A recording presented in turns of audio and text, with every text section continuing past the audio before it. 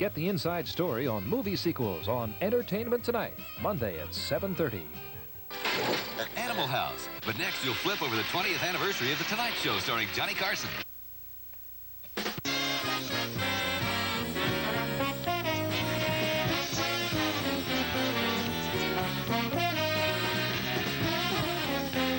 Live from Hollywood, The Tonight Show, starring Johnny Carson.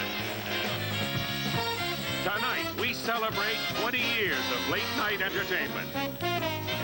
This is Ed McMahon, along with Doc Severinsen and the NBC Orchestra, inviting you to join Johnny with some highlights from the past. Some of the stars sharing our 20th anniversary tonight are Woody Allen, Ed Ames, David Brenner, George Carlin, Diane Carroll, Sammy Davis Jr., Steve Lawrence, Liza Minnelli, Richard Pryor, Don Rickles, Tiny Tim, Danny Thomas, Jack Webb, Robin Williams, and Flip Wilson. And now, ladies and gentlemen, here's Johnny.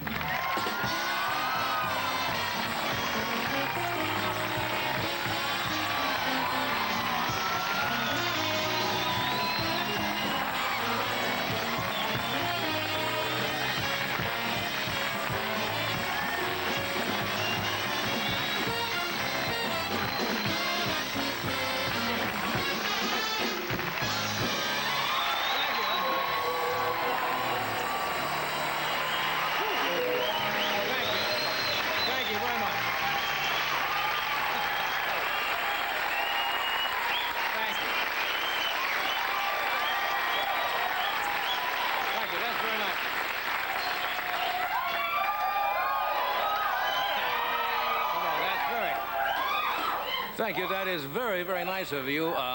That makes me feel very good. 20 years ago, almost to this very night, I walked out on a stage in New York, and the audience stood up like that, and I thought they were leaving. So welcome. Here we are. Yes, sir. Our 20th anniversary, and by the way, this is the only television event today that, as you probably noticed, did not begin with the Star-Spangled Banner.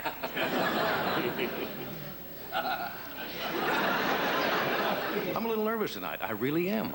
I'm nervous. This is kind of sentimental. Moments like this only happen every 20 years, as Gene Autry said yesterday.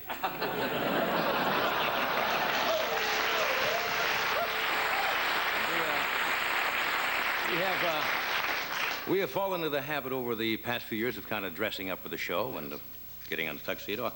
I must point out that the band is not dressed for me. They're playing at Jeffrey Horowitz's bar mitzvah in Canoga Park right after the show, so they didn't want to waste any time. You feel good today? Very good. This was walking into here today was kind of nice, you know. It's sentimental, emotional, and everybody was friendly. I passed the guard down here at the artist entrance, Pop Silverman.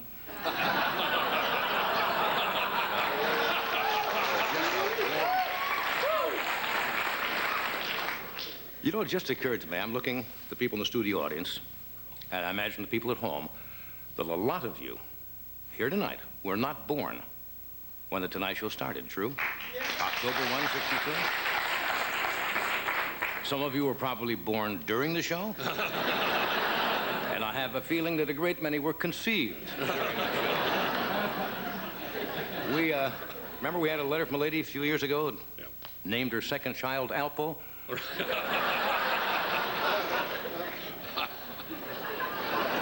You have to reminisce on it. You have to forgive me because you get emotional on shows like this. And I was just thinking, the way you put the show into a time frame, usually is with your children, right? When I started this show, my youngest boy was 9 years old. He was in the 4th grade. Today he is 30 and in the 8th grade.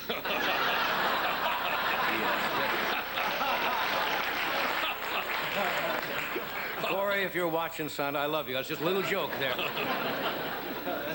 We've tried to figure out from time to time how many guests we've had on The Tonight Show in 20 years. It comes to something like 35,460 guests.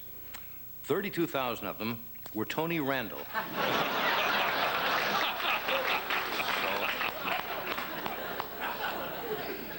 Think of the changes. Yeah. John F. Kennedy was president when we started this show on October 1 of '62. Things have changed. 20 years ago, Phil Donahue referred to women as broads. Yeah. Alan Alda had a bumper sticker that said, "Keep 'em barefoot and pregnant." Things have changed. And 20 years ago, Mike Wallace's hair was really black.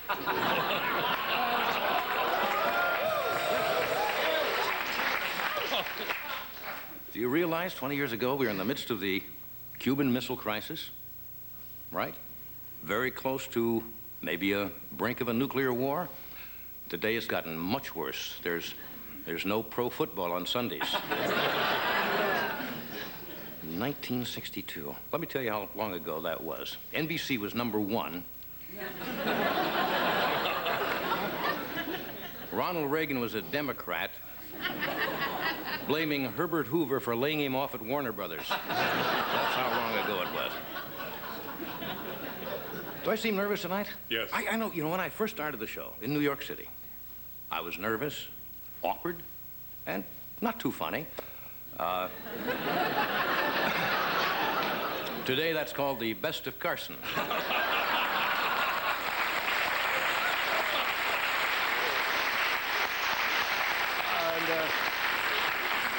Since this is a sentimental occasion, before the show tonight, the Tonight Show, we had a little party. I proposed a toast, and Ed proposed to a piece of toast.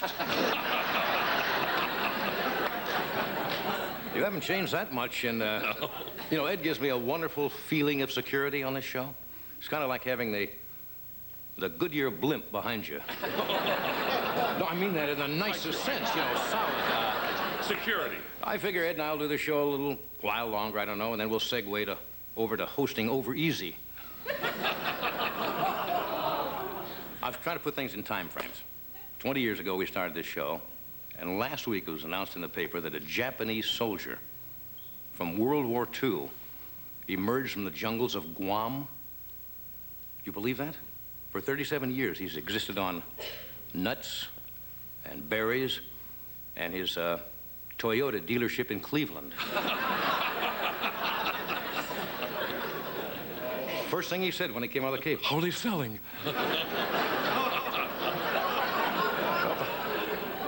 No, but looking back, 20 years, if I had to do it all over again, I'd do it exactly the same way, with one minor exception. I think I would have gone into the Formica tabletop business instead, but outside of that, I could have done it. Look, I want you to have a good time tonight. You're going to see a lot of things on the show. Some of them go back to the 64, 65. You're going to see a young Woody Allen, a young Richard Pryor, a little excerpt from Tiny Tim's wedding. Believe it or not, you know that show, in 1969, the wedding of Tiny Tim on The Tonight Show had the second biggest rating of the year. The event that beat it out was man's first moonwalk. That shows you the priorities we have in our country. So stay tuned. I know it's only 2 hours out of your life, but it's 20 years out of mine. So we'll see you in just a moment.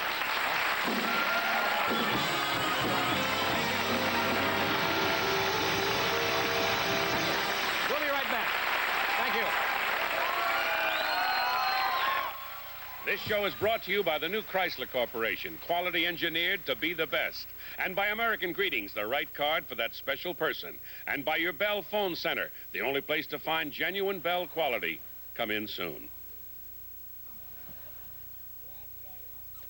Your Bell Phone Center presents Bell Added Attractions. Add this speakerphone to your present phone and have a family reunion. Joey! Grandma! Hi, Mom! Add the Bell answer and record unit, or the phone that has both. You won't miss a call. Meet me at 5. Add our Touch-O-Matic dialer or the Touch-O-Matic phone for the ease of one-touch dialing. Joni, can you babysit tonight? See all the genuine Bell Added Attractions now at your Bell Phone Center. See what they can add to your life. My LeBaron convertible makes driving fun again. It completes the 1983 Chrysler LeBaron series. LeBaron combines room, front-wheel drive, high mileage, and more luxury than last year. Computerized robots perform over 800 welds for a strong, secure car. And LeBaron has quality so exceptional, it is backed with a 5-year, 50,000-mile protection plan, all at a surprising price. LeBaron, they are like no other cars in America, Europe, or Japan.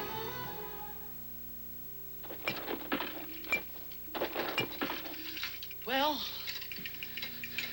not enough warmth. Not enough what? Not enough what? It's a problem as old as birthdays, finding just the right card. So American Greetings creates the unique, like Ziggy and Strawberry Shortcake, and our beautiful soft touch cards. American Greetings, the right card for that special person. How did your muffler sound before you came to Kmart Cake Care? Rum, rum. I don't know how a muffler sounds.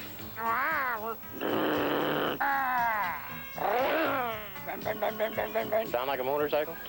It isn't. It's my car. Quiet your noisemaker now with the Arrestor Plus at a net installed price of $18.88 after you receive a $5 mail-in rebate. Let Kmart Cake Care take care of you. It was thick. Just smooth.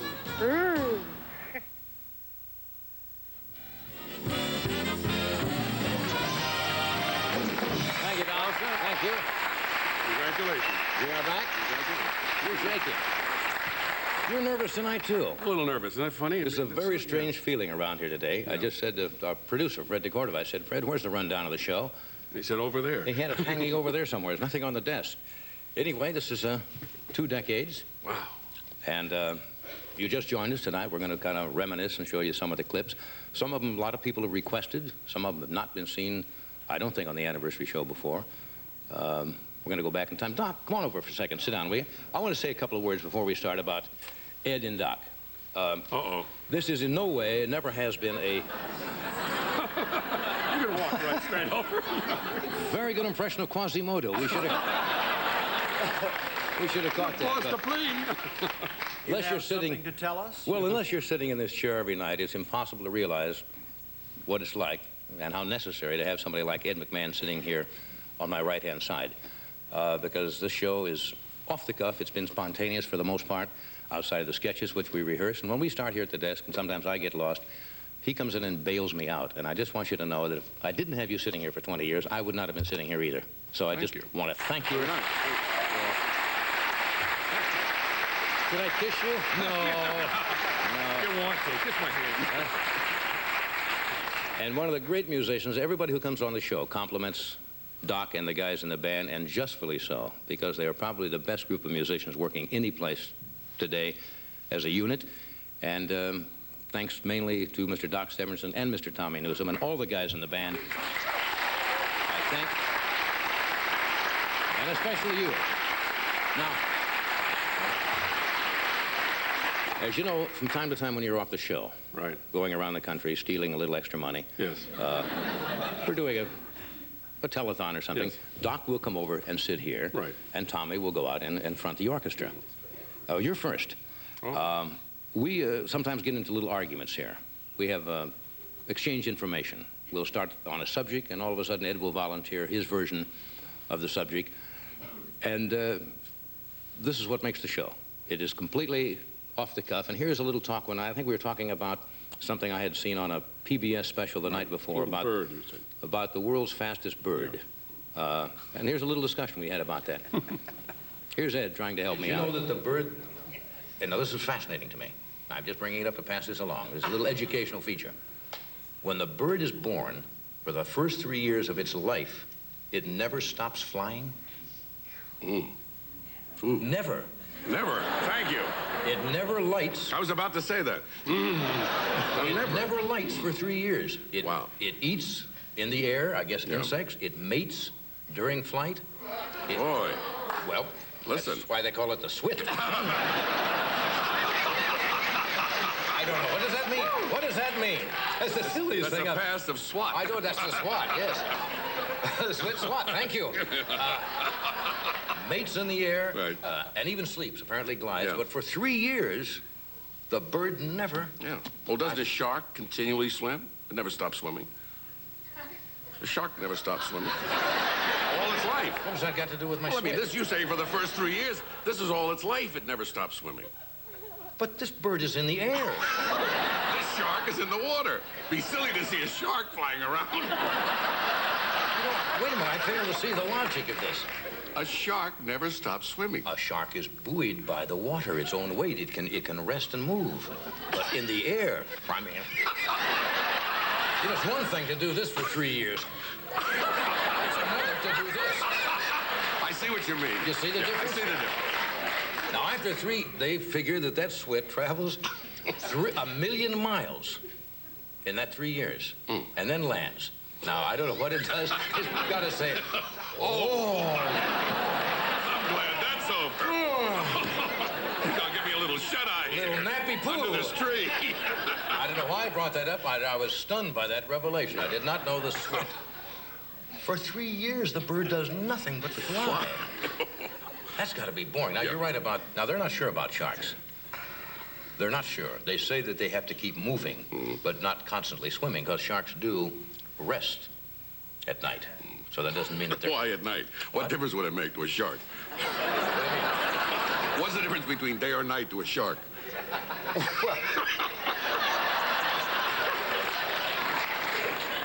The sun go down, and we all begin to shout. Hey, no. Yes, the sun does go into the water. Well, there are fish that only feed at night. That are and they're called night feeders. What a good name for them. Yes. Yes. So a shark, it can be dark. Well, then the shark says, hey, it's dark. I think I'll catch an hour. I'm going to check that out. Are there any shark enthusiasts here? Okay, all right. Fair is fair. Now, is there anybody, an ichthyologist here?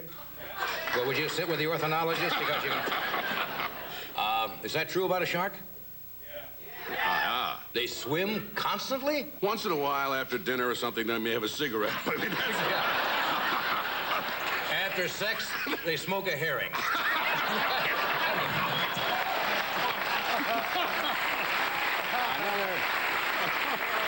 Okay. Now, smoke a herring. Now, Doc, I don't get a chance to talk with as often, but we talked one night when Ed was off, and it was around Thanksgiving. And I found out what a warm, emotional, friendly time of year Thanksgiving meant to Doc. You'll see about his explanation in just a moment. What are you doing for Thanksgiving? We're doing the show, of course, tomorrow. I was going to ask you if you got your turkey yet. Sure. Do you, truthfully, do you help Mrs. Carson prepare the turkey? Just like you help Mrs. Severinsen prepare the turkey. No, there is no Mrs. Severinsen. Oh, that's right. There used to be... I'm sorry, I didn't mean to do that. The fact that I never helped her stuff her bird was one of our big problems.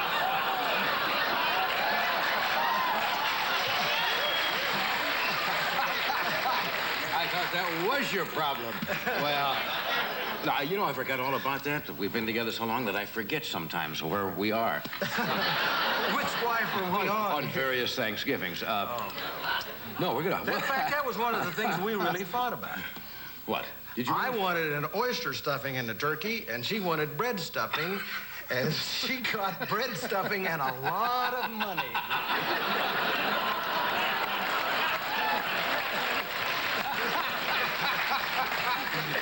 You mean you used to argue about what you're going to stuff the turkey with? Yes. And that was one of the problems. She's still stuffing the turkey, but not with money.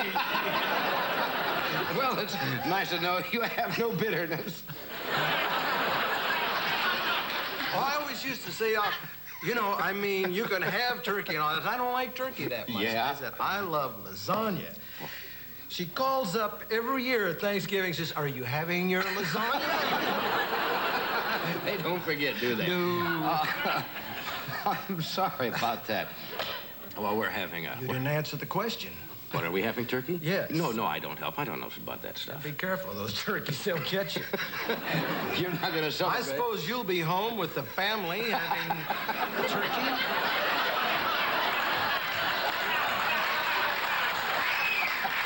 Just a typical American family. That's right. Now, I'm just going to the Zodi's Day Parade.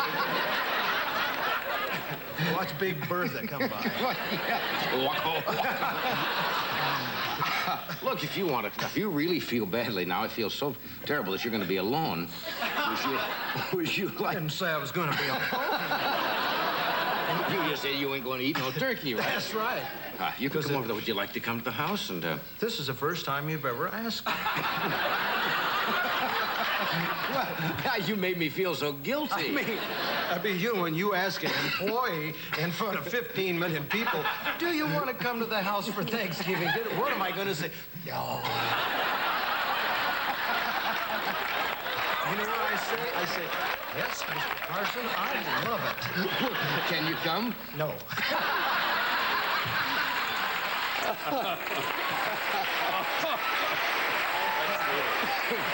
That is beautiful. No. No. Well, things are much better now in Doc's life. I guess all of our lives. I guess it's time to do our next little segment.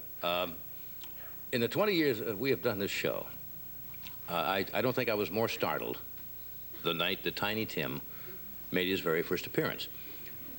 And the first time I heard that name, you know, you all think of Tiny Tim of Dickens' A Christmas Carol. And somebody said, no, this is a fellow who calls himself Tiny Tim, and he is different. Which was the understatement of 2 decades. And normally I don't meet guests before the show, except sometimes when they're friends you say hello backstage, because we want to keep it fresh.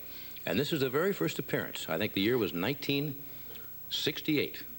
And here is Tiny Tim's first appearance on The Tonight Show.